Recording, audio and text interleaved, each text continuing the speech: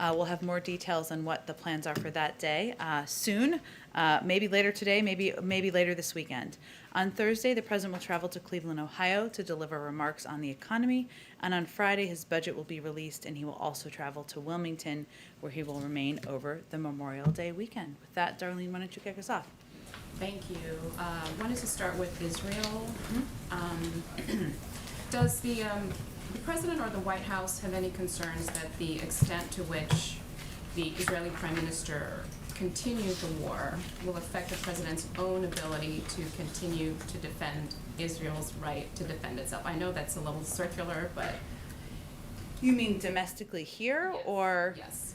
Well, first I would say that the president's set a clear objective from the beginning, which was to end the war, play any role we can ending the war, and bring it to a conclusion as quickly as possible. And at the beginning, that seemed highly unlikely, given there were thousands of rockets falling on Tel Aviv, and the Israelis were on a war footing and preparing for, by many reports, a ground invasion. So I would say what's important to look at and reflect on here is historic precedent and the fact that the conflict in 2014, many more lives were lost. Also, it went on for 51 days. So the president's view is that, and his view from the beginning was that through disciplined, intensive, and quiet campaign of diplomacy, and one where we would lead coordination in the region, we could bring an end to the conflict more quickly than it was intended to be. And it's also important to remember that Hamas is a terrorist organization, that Israel, of course, continues to have the right to defend itself. But what's most important from now forward, in his view, is to contemplate where we go from here, Darlene. And certainly he talked yesterday about replenishing support for the Iron Dome. And our view is that saved hundreds of lives, maybe more than that, given the effectiveness. Also to support through the United Nations continued additional assistance in rebuilding Gaza. We've already, of course, restarted our assistance that was ended in 2018 through UNRWA, through the United States, but we'll work through the UN, and we also will remain engaged deeply with diplomatic conversations with leaders in the region. So, obviously, anyone here domestically will have to make their own decisions, but I would say that it's important to convey what our intention was, what we feel that we feel this was concluded as a result of the president's engagement and frankly discipline from the beginning, much faster than these conflicts have been in the past. Go ahead. Go ahead, Darlene. Go ahead. We also heard this week a lot of Democrats shifting their tone on Israel. So is it time for the President or the White House or the United States to also perhaps start thinking about shifting the approach, its approach to Israel? What shifting in what way? You had a lot of Democrats who were frustrated that the President didn't call for a ceasefire immediately. That was one thing a lot of people were upset about. So, and the sort of, I don't want to say knee-jerk, but the U.S. position is that Israel has a right to defend itself. And there are a lot of Democrats who, I think, from what we heard them say this week, they don't necessarily buy into that. And so the thinking is there some shift in the approach to Israel? Well, Darlene, I think the reason I answered it the way I did is because obviously we all shared an objective of bringing an end to the conflict. The president's view and his strategic approach and that of his team was that the best way to do that was not to call out our allies and partners, but was to remain closely coordinated and to work in lockstep, and at the right moment to convey it was time to wind it down. And that's exactly what he did. And now the conflict is concluded in 11 days. And frankly, he resisted calls to take an alternative approach that in his view would have had an alternative outcome. So that's why I answered it the way I did. Go ahead. Oh, go ahead. I have one final question. Sure. Yesterday we had a ceremony here, the bill signing. A large group of lawmakers came. We had the Medal of Honor ceremony today. We're back. The meeting with the Kennedy Center honors that we were told the President and First Lady had. I've seen handshakes, hugging, kissing.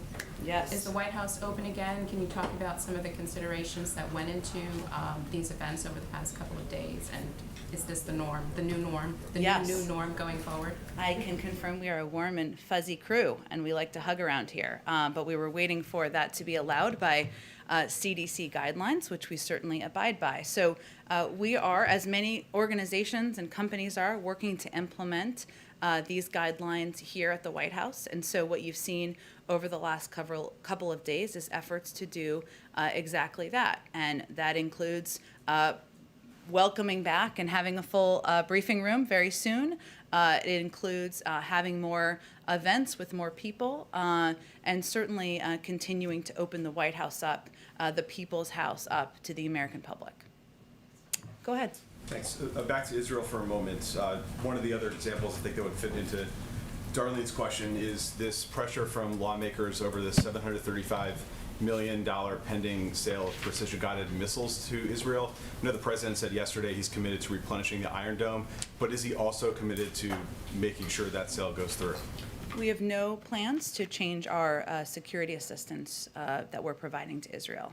But I will say that the president's view is that we need to move forward on a couple of fronts. Certainly supporting the security of Israel is one of them. But another front is rebuilding, playing a constructive role in rebuilding Gaza, providing assistance and funding through the UN efforts to do exactly that, ensuring that it is not Hamas, but is the Palestinian people who benefit from that assistance, and doing that through the UN is, in our view, the best way to do that. It also includes continuing to have engaged diplomacy with leaders in the region, continuing discussions with officials across the Middle East, Egyptians, Israelis, Palestinian leaders, Qataris, others, about how we move forward from here. And then one on police reform. It looks like this sort of soft Memorial Day deadline is going to slip without legislation being passed. Is the White House losing some confidence in the bipartisan talks that are going on Capitol Hill? And also, how does President Biden plan to address that issue on Tuesday when he speaks about the anniversary of George Floyd's death? Well, I would say first that the president used the occasion of his joint address, one of the highest profile moments any president has, to speak about, reiterate his view that police reform is long overdue, that the George Floyd Justice and Policing Act is exactly the right forum and bill that could help get that done, rebuild trust in communities. What we've seen from the negotiators, and we've been in close touch with the negotiators as well, is that they still feel there is progress being made. Yes, it's unlikely, as they've conveyed as well, we're going to meet the timeline that the president outlined in his speech, which he did because he felt that it was important to lift it up, to be bold and ambitious in how we're talking about such an important piece of legislation. But we have confidence in the negotiators, and we've seen them convey publicly that they feel the vibes are good and they're continuing to make progress. Go ahead. Thanks, Jen. Is the president confident that this ceasefire will hold? And if so, can you explain a bit why? Did he receive any kinds of assurances from Prime Minister Netanyahu? Well, we have strong assurances. Sorry, I don't know why that was a hard word. Let me try again. We have strong assurances from the relevant parties that they are committed to the ceasefire. And obviously, this is something we will be watching extremely closely in the coming days. And I think what's important to note is in the final 24 hours leading up to the ceasefire, obviously the president was deeply engaged before that, but he was especially deeply engaged in that period of time, as were high-level senior officials here. And they were back and forth on the phone between many different parties, the Israelis, the Egyptians who were in touch with Hamas, and others, about the importance of not violating, even pre-violating the ceasefire in the hours leading up to it, as we see did not happen. So we will be in close touch with all parties. We clearly will be watching it, but we do have assurances from the relevant parties that they are committed. And yesterday, before this was announced, you said you expected Israel to start winding down their operations because they had achieved significant military objectives. So how much of the timing of this do you think is because of the president's diplomatic approach? And how much of this is simply because the Israelis had exhausted much of their targets in Gaza? Well, I think what's, again, important to remember is to point back to how these conflicts have worked in the past. And we have seen these conflicts last for weeks and weeks, many, many more lives lost. Now, we certainly know there were lives lost in this 11-day conflict. Everyone is a tragedy. But certainly, because of the president's deep engagement, his long relationships, the fact that he set a clear objective from the beginning that we were going to put out the noise and focus on our strategy of deep, intensive, quiet diplomacy, have conversations, not call out our partners and allies, and do that do our engagements through one-on-one conversations, we certainly think that had an impact. Now, of course, we also were watching closely and we're in touch with them closely about their military successes, and certainly that was a factor, but a part of the discussion as well. And sort of a scheduling question here. There had been an expectation that there was going to be a conversation of some kind today between Republicans on the Hill, some officials here at the White House about the status of infrastructure and the Republican counterproposal. Is that meeting still happening today? And can you give us kind of an update on where things stand and any movement that may or may not be happening? Sure, it is happening. It may be ongoing as we speak, but it started shortly before 1 o'clock over video conference this afternoon. Our team, including Steve Ricchetti, Louisa Terrell, Brian Deese, Secretary Raimondo, and Secretary Buttigieg, put forward a reasonable counteroffer that reduces the size of the package from $2.25 trillion in additional investment to $1.7 trillion. And in our view, this is the art, I should say, of seeking common ground. This proposal exhibits a willingness to come down in size, giving on some areas that are important to the president, otherwise they wouldn't have been in the proposal, while also staying firm in areas that are most vital to rebuilding our infrastructure and industries of the future, making our workforce and our country more competitive with China. We actually have every intention to share the complete totality of the counterproposal with you all. We'll just wait for the meeting to conclude to do that. Until then, can you say any more about what was taken out to lower that price tag? Sure. Let me give you kind of some top-line details, and then again, what the counterproposal that we'll put out is very detailed, so you'll see all the specifics for yourself. But again, I noted the top-line number that was offered. Our proposal also involved shifting investments in research and development, supply chains, manufacturing, and small business out of the negotiation into other efforts, such as the Endless Frontiers Act and the CHIPS Act, which, as you know, there's ongoing discussions and negotiations on a bipartisan level about those as well. The proposal also agreed to reduce the funding request for broadband to match the Republican offer and to reduce the proposed investment in roads, bridges, and major projects to come closer to the number proposed by the senators. This is all in the spirit of finding common ground. Now, at the same time, as I alluded to, the counteroffer also reflects our view that the Republican offer excludes entirely some proposals that are key to our competitiveness, key to investments in clean energy and in industries of the future and rebuilding our workforce, including critical investments in our power sector, building and construction, workforce training, veterans hospital construction, and the care economy. So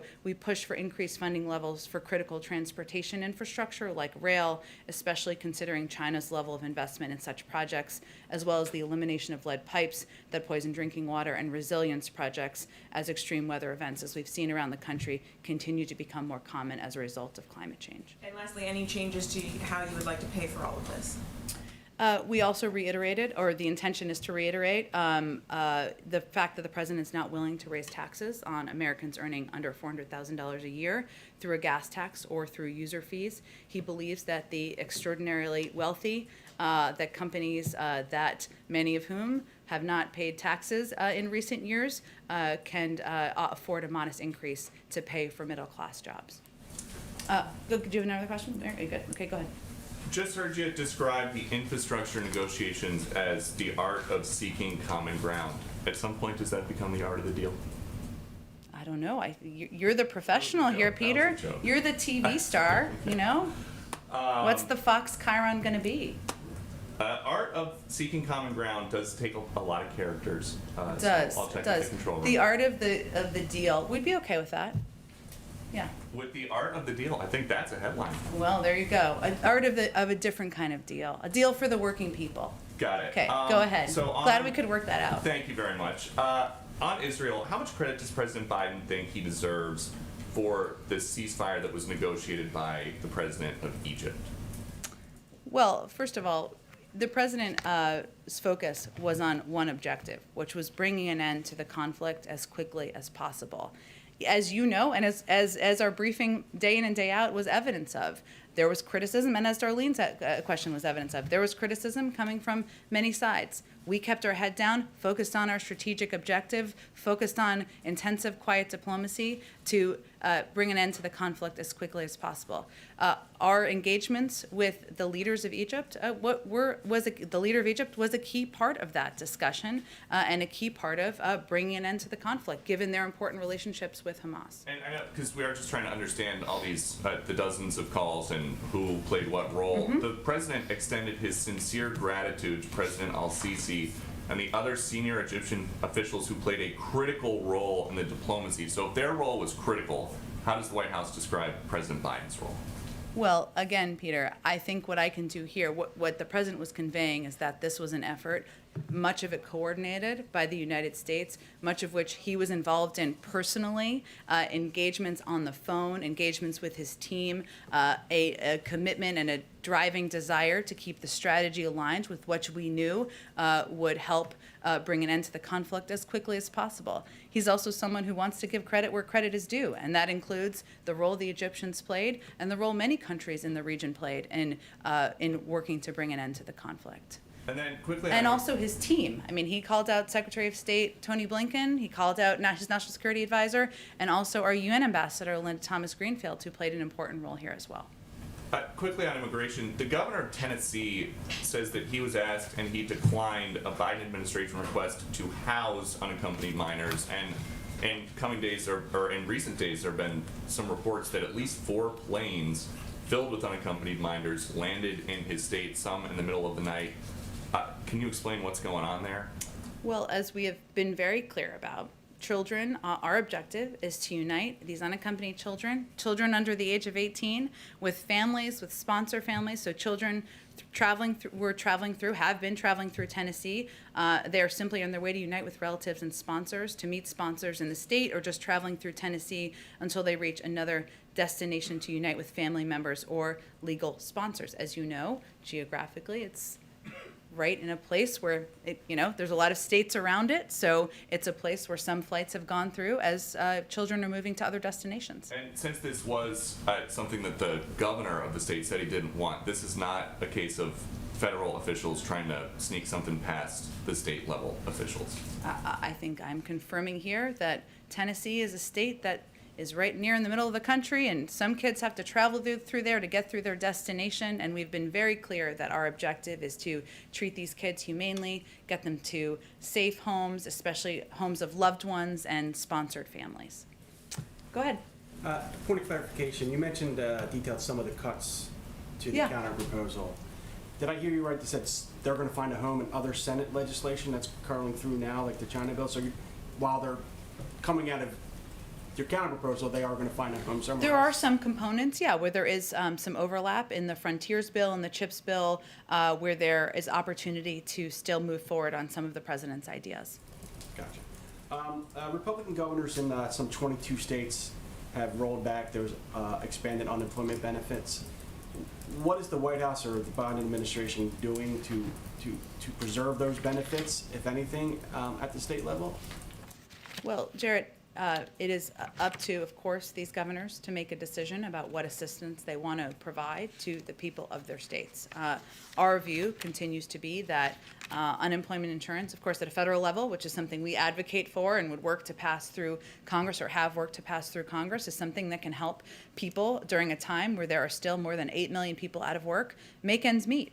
And that there is not overwhelming data that suggests that it is a driving factor in people not reentering the workforce, especially at a time where we're continuing to recover from the pandemic. But it is ultimately up to governors to make those decisions. And there's nothing the federal government can do, just to be clear. We can continue to convey what we see in the data, what we advocate for in terms of what we think will help get people back on their feet, and we use every opportunity to do that. The Washington Post just reported some details on the upcoming budget, specifically that the public option to create a government-run health insurance program and a pledge to cut prescription drug costs are not going to be in that budget proposal. Anything you comment on that? Well, we'll be announcing and rolling out the president's proposed budget a week from today. Buckle up. I know it's a big day for Reuters those days. And I'm not going to get too far ahead of that. But what I will tell you is that what it will outline is how we're proposing to pay for a range of the proposals the president has put forward. And he's clearly talked about and remains committed to his campaign pledge of pushing for a public option, to doing something to address the rising cost of prescription drugs, something he talked about in his joint session address. But every entity may not be reflected in this budget. Go ahead. Thanks, Jen. Back to the Middle East. Prime Minister Netanyahu seemed to ignore President Biden's requests for a de-escalation of the violence over several days. And then a truce was struck once Egypt stepped in. So I guess the question is, why should people have confidence that President Biden will be able to work with him for a de-escalation should there be another flare-up? Through with Prime Minister Netanyahu, I would just have to say, Kristen, that I don't think that's how any of the parties involved, the Prime Minister, the Egyptian president, or this president, would characterize what happened over the last 11 days. And obviously, some of this is going to remain, continue to remain behind the scenes through what was quiet diplomacy over the course of 11 days. But there's no question that the president's engagement, both with the Israeli Prime Minister, both with the president of Egypt, with leaders in the region, our commitment to staying disciplined and remaining focused on our overarching objective of bringing an end to the conflict as quickly as possible was contributed to the ceasefire we saw last night. Well, I guess what I'm asking about is, based on your own readouts from the White House, President Biden pressed Prime Minister Netanyahu to de-escalate the violence, and then in later phone calls urged a ceasefire, and that didn't happen until And there was a recently. ceasefire last night, and he urged for a ceasefire about 2 days in advance of that. And again, I would say that the president's objective from the beginning was to have these conversations quietly, to work in close coordination with the prime minister about how we could bring an end to the conflict, recognizing fully that at the same time there were thousands of rockets coming into cities in Israel from Hamas. And that was something the prime minister was going to work to defend. And the president said yesterday that he told Prime Minister Netanyahu he would replenish the Iron Dome system. Did he offer that as a promise in order to reach the ceasefire? And were there any concessions made as a part of this deal? First of all, the president did that because, conveyed that because he felt that the effectiveness of the Iron Dome helped save hundreds of lives. And the president remains steadfast, of course, in his support of Israel's right to defend itself, but also believes that the effectiveness of the Iron Dome is something that we should continue to support and we will continue to support as the United States. Any concessions made By in the order to United broker this deal States? by the United States in order to? No. Okay. Let me ask you domestically. You just said it's unlikely they will reach a deal on the George Floyd Policing Act by next Tuesday. Well, the negotiators have conveyed that. Correct, yes, they have conveyed that. What will the pressure point be if not this 1 year anniversary? How does President Biden make sure this gets done? And if you speak to civil rights groups, interest groups, they want it done this summer.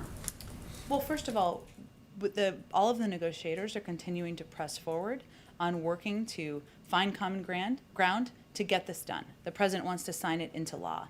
And of course, the anniversary of George Floyd's death, something that impacted the president personally and deeply as it impacted millions of Americans, was a moment to call for action, to call for forward movement. But the negotiators, by all accounts, are continuing to make progress. They're continuing to have good discussions, and that is a positive sign. So, we are not going to slow our efforts to get this done, but we can also be transparent about the fact that it's going to take a little bit more time. Sometimes that happens, and that's okay. By the summer, does the president want this done by the summer? The president wants to sign it into law as quickly as possible. To follow up on something that Mary was asking you, this counter proposal. Yeah. Can you tell us specifically about the corporate tax rate? Has there been any change to the corporate tax rate? Has it come down to 25%, something that Democrats were asking for? Well, again, our counter proposal was primarily focused on the areas of investment, as you'll see when we provide the specific details. And what I reiterated to, which is the president's bottom line about not raising taxes on people making less than $400,000 a year, encouraging the Republican ranking members and leaders to take a fresh look at the fact that many corporations can afford to pay a little bit more taxes, and so can many on the highest income.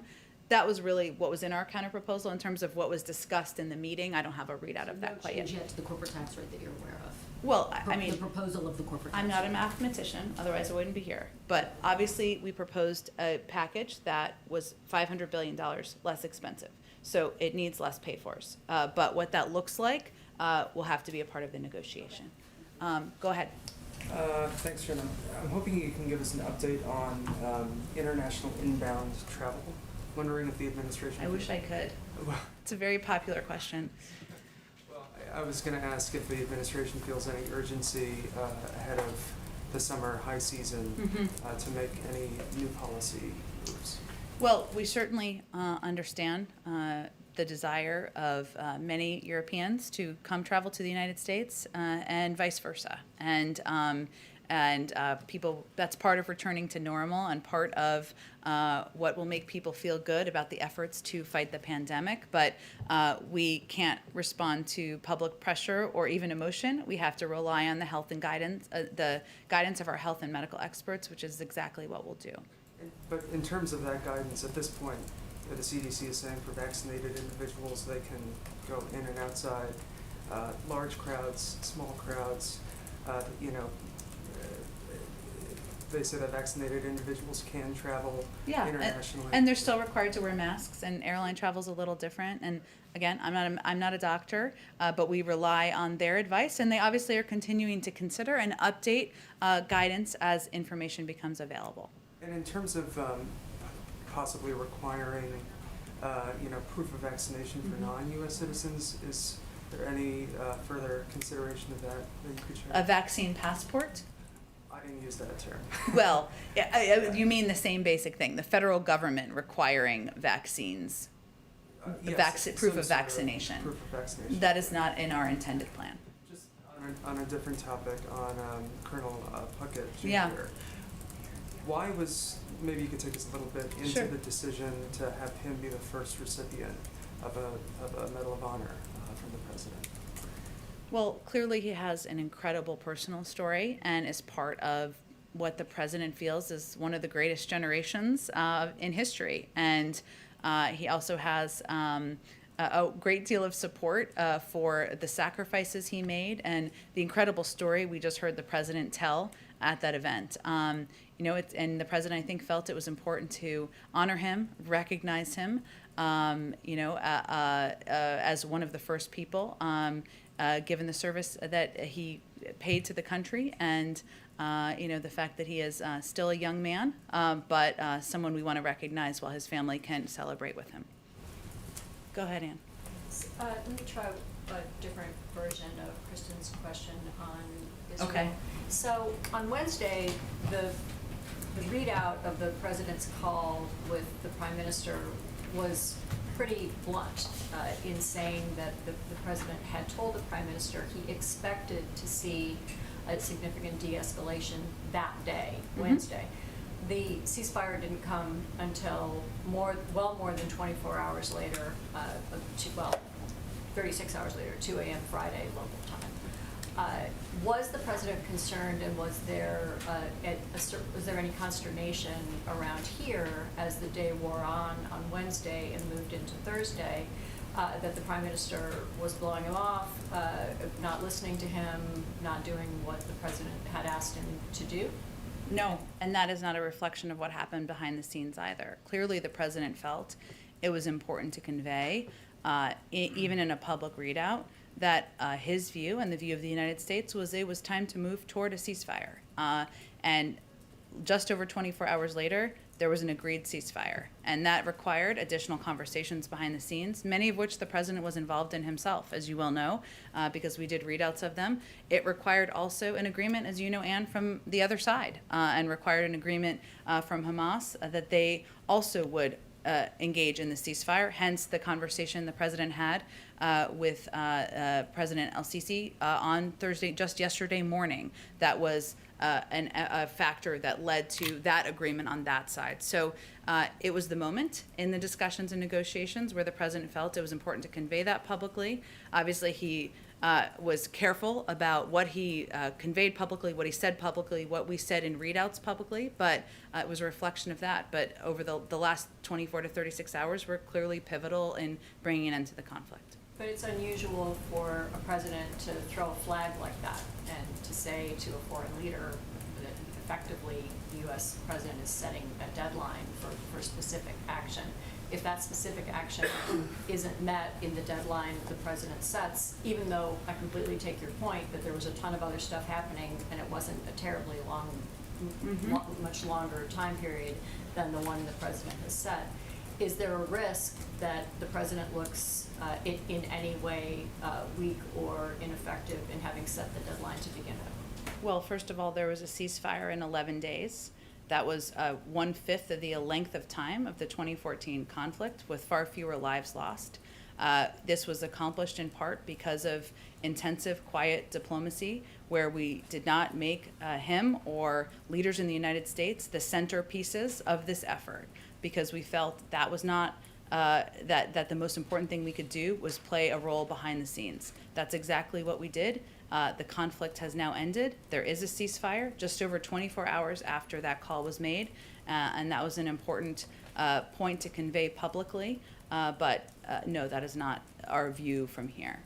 One other topic, this month the Justice Department had informed Washington Post reporters, and then this week CNN reporter, that the previous administration had obtained their phone records as part of investigations into presumed leaks that led to news stories.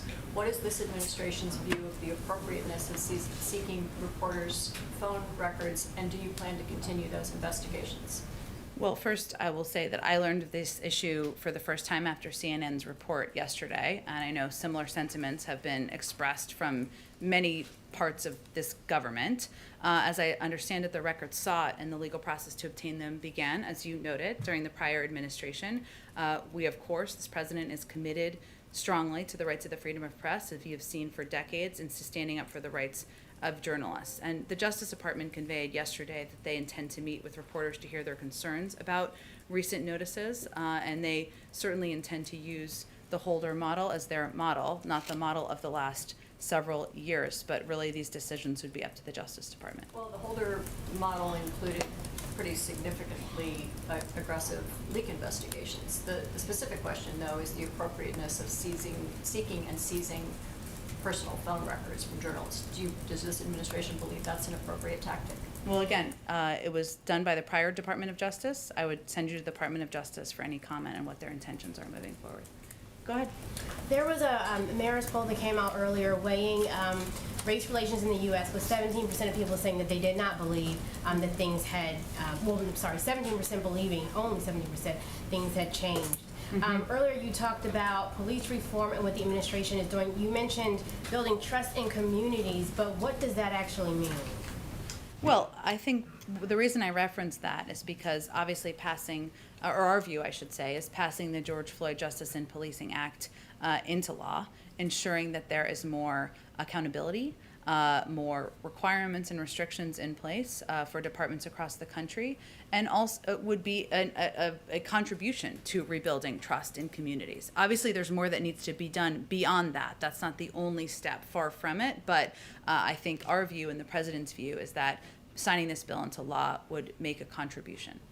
Also, what concerns, with concerns among parents about potential long-term effects on children associated that have gotten the vaccine, any type of surveillance outside of the 2-year plan that's been described by Pfizer has the administration considered to help kind of quell the concerns of parents? Just so I understand your question, you mean surveillance of the impacts on kids? Well, first I would say that the most important thing we can say, message we can convey from this administration is it's okay to have questions and concerns, and your primary care physicians and doctors are absolutely the right people to answer these questions now and a year from now and 3 years from now. And certainly there has been a great deal. The process of approving vaccines in the United States is the gold standard. We have the highest standards in the world, and our health and medical experts are confident in that. But we also know, I'm a parent, Many of us are parents. Parents have questions about what this means for their kids, and that's okay. That's valid. That's one of the reasons why we are trying to fund and empower local leaders, civic leaders, medical experts, partnering with primary care physicians so that parents feel like they can ask these questions to people they trust, right? Who they've been taking their kids to for years. Lastly, the Department of Agriculture today published the first notices of the funding available. And so for black farmers who've been talking about they have felt like there's a lot of racism within that system, we know that the banks had sent a letter to Secretary Vilsack earlier pushing back on those funds being available. And many farmers took it as a threat. What is the administration prepared to do if we start to see that then banks don't offer any loans to black farmers because of that decision? Well, I know this is very much on the mind of Secretary Vilsack in terms of ensuring equity and how these funds are being distributed and delivered around the country. I'd probably have to check with the Department of Agriculture on kind of the status of this letter. I haven't been following this as closely. Go ahead in the back. On infrastructure, you mentioned some of the items removed in this Yeah. U.S. counteroffer kind of migrating to other proposals, other pending legislation. Could some of those then be included in the families plan? Well, look, I think the reason I referenced the CHIPS proposal and, of course, the Frontiers proposal is because, as you know, those are negotiating and working their way through in a bipartisan fashion at this point in time. But as I've also said from here, but I'll restate, what the president's put forward is a bunch of large, bold ideas, right? The mechanisms and the mechanics of how they move forward, we're very open to working with Congress on what that looks like. So there is some overlap in some of the pieces proposed in the jobs plan with some of the components in the CHIPS plan and the Frontiers plan. Hence, there's an opportunity to move those ideas forward. But beyond that, obviously he'll continue to press for these in the months ahead. And the original proposal had pretty ambitious plans for electric vehicles. I Yeah. think you referenced this a little bit before, but a lot of GOP skepticism about some of those plans. So in the counter proposal, are you guys ratcheting back on those at all? Or? Yes, absolutely. And again, you'll see the specifics when we put out the our entire counter proposal, but certainly investments in the electric vehicle industry, charging stations, industries of the future, which in our view are going to be the backbone of communities around the country, including communities like Dearborn, where the president was earlier this week, are areas where we feel we need to continue to invest to be competitive with China and boost our workforce. Go ahead in the back. Thanks, Jen. The administration has said that it wants to work with Japan and South Korea to stand up to China's aggression. But as you know, South Korea and China, they're heavily dependent on, South Korea and Japan's economies are heavily dependent on China. And there's also been some reports about the South Korean side being reluctant to add any language that might upset the Chinese in today's joint statement. So how is the administration going to work with South Korea and Japan when it comes to standing up to Beijing when their economies are so closely tied to China? Well, first let me say that it should send a clear message about the importance of these partnerships and alliances that the first two bilateral meetings the president has had after today are with Japan and South Korea. And obviously there are a range of means we coordinate and communicate with both of those countries, including through our trilateral discussions that we've already participated in at a very high level from the federal government with our National Security Advisor and our Secretary of State. We certainly recognize that fundamentally our two countries, the United States and South Korea, may look at aspects of our relationship with China similarly and some aspects differently. And that will be a part of our discussion and a part of what we understand going into these discussions that are ongoing now. But at the end of the day, we feel there's areas of cooperation and partnership with South Korea. As you know, there was a big announcement that was made today, which we welcomed, which is significant investments in the United States by South Korean companies, totaling more than $25 billion, which that reflects the long-standing close economic ties between the United States and South Korea. And we expect there to be continued opportunities for those type of economic engagements and cooperation. Just one more. There's, as you know, there's ongoing tension between South Korea and Japan. Will he urge President Moon Jae-in today to improve its relationship with Japan? Well, first, we continue to promote expanded trilateral U.S. South Korea-Japan cooperation. Again, you've seen that through the trilateral meetings that we've had at a very high level. We not only want to strengthen America's relationship with our allies, but also between our allies, and nowhere's that more important than between South Korea and Japan. So certainly, there's a range of topics they'll discuss, and they'll have a press conference to talk about all of it. Go ahead. Thank you. Oh, I'm sorry. I'll go right to you next. I will not forget you. Sorry, I was jumping around. Go ahead. Thanks, Jen. I wanted to ask about President Biden's conversation with Rep. Rashida Talib on the tarmac in Michigan. What was his reaction to what she said, which was reported to be that she told him the U.S. can't continue to give the right-wing Netanyahu government billions of dollars to commit crimes against the Palestinians? Well, the president spoke about how impressed he was by Congresswoman Talib at the event he had after he had the conversation with her. So I think he spoke to that already. And certainly he understands that there are a range of viewpoints as it relates to the conflict in the Middle East, which we were in the heat of over the last several days. And he felt it was important to have a discussion with her on the tarmac so he could convey his point of view, certainly hear hers, and he'll look forward to continuing to engage moving forward. Go ahead. Thanks, Jen. Following up on Darlene's question about the White House being open, of course now we're all masks off, at least for the press. Yeah. But, I can only speak to our experience here. It seems to be on the honor system if we're vaccinated or not. So now the White House is having these events, maskless hugging today and yesterday, and I assume kind of forthright from here. How is the White House tracking vaccinations beyond the folks who got vaccinated, God bless you, on TV, like Pelosi at all? So the folks who we haven't seen vaccinated on TV, how is the White House tracking who is vaccinated and who is not vaccinated? Well, again, what the guidance provided was information so people could take steps to protect themselves, either to get vaccinated, which every American is eligible who's over the age of 12 at this point in time, or to mask up if they're not yet vaccinated. So the steps we're taking here, so that means every individual in the White House, members of the press corps, can do exactly that, either get vaccinated or wear a mask. So the honor system is really about, I don't actually even like that term because I think it's confusing. I'm not saying you're intending to do that, but the real question is how will people who are not yet vaccinated protect themselves, right? Because people who are vaccinated, what the CDC guidance is saying is that you're protected. So people who are not vaccinated, the guidance is you should wear a mask. Okay, but the White House is not going to go out of its way to necessarily verify this individual or like I've been vaccinated or not, so she's cleared to wear a mask. That's not the plan. That's not the role we're going to play. Okay, awesome. Just wanted to Sure. clarify. And then a quick follow-up on the budget proposal coming out next Sure. week. A couple of things that were not included were very progressive ideas like prescription drug reform and student debt relief. And you touched on this a little bit earlier, but I just want to get clarification. A message to progressives who might feel a little bit gypped or let down that they voted for Biden to get these specific things through in the first 100 days or the first year, and they feel like, well, maybe that's not going to be accomplished for them. So any message directed to those people? Well, first I would say, again, we'll roll out the totality of the budget. You'll have more paper and fact sheets than you know what to do with a week from today. And so I don't want to get too far ahead of that. But what is important for people to remember is that the president talked about his commitment to the lowering the cost of prescription drugs in his joint session address. He remains committed to continuing to make healthcare more affordable and more accessible for Americans.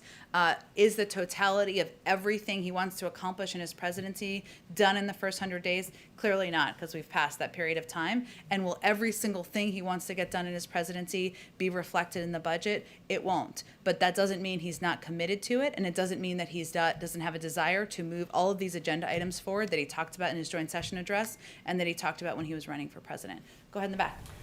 Good afternoon.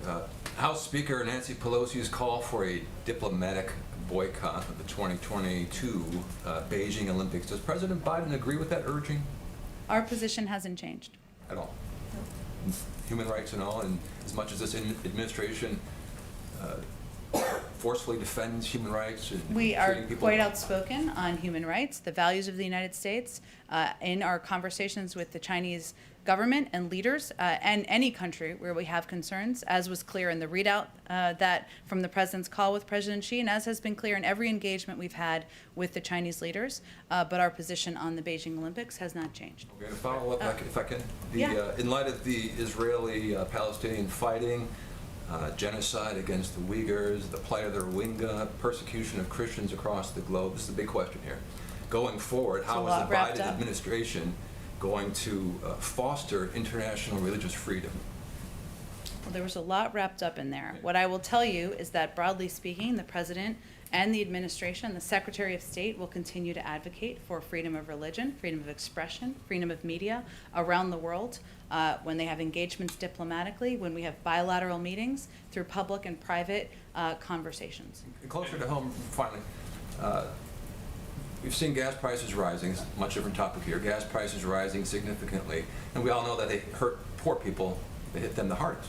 Right? Every dollar that comes in. That's why it's so perplexing that some are proposing user fees, but it's another topic. Right.